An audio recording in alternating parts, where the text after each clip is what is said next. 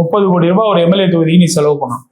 என்னது சேவை பண்றதுக்கு 30 கோடி இருக்கு ஓகே. இன்னைக்கு எல்லாத்துலயும் ஆனா சந்தேகம் வருது இப்ப மக்களுக்கு. அது மெஷின் கரெக்டா சொல்லுமா இல்ல ரிப்போர்ட் கரெக்டா வருதா, எல்லாத்துலயும் ஒரு சந்தேகம். விடுங்க, மனுஷனே தெரியலையே, நீ தானே மெஷினை கெடுக்கிற. மெஷின் கரெக்டா வந்தாலும் அதுல நீ தானே ஏதாவது பண்ண போற, அப்படித்தானே நினைக்கணும்.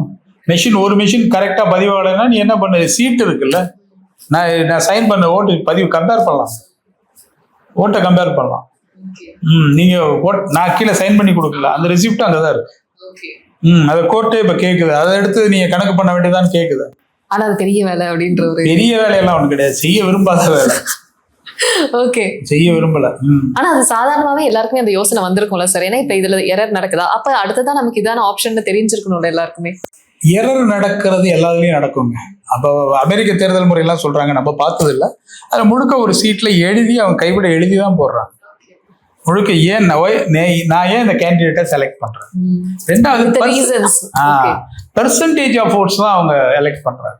இங்க பெர்சன்டேஜ்ல சீட்டு கணக்கு வருது. இங்க பெர்சன்டேஜ் ஆஃப் ஓட்டு எந்த கட்சிக்கு அதிகமோ அவங்கள ஃபர்ஸ்ட் கூப்பிடுறாங்க.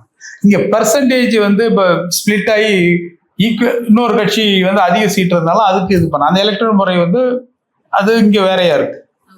அங்க பர்சன்டேஜ் வந்த பிறகு அந்த பர்சன்டேஜ் சார்பா அந்த அவங்க எலெக்டிங் முறையே வேறையா இருக்கு.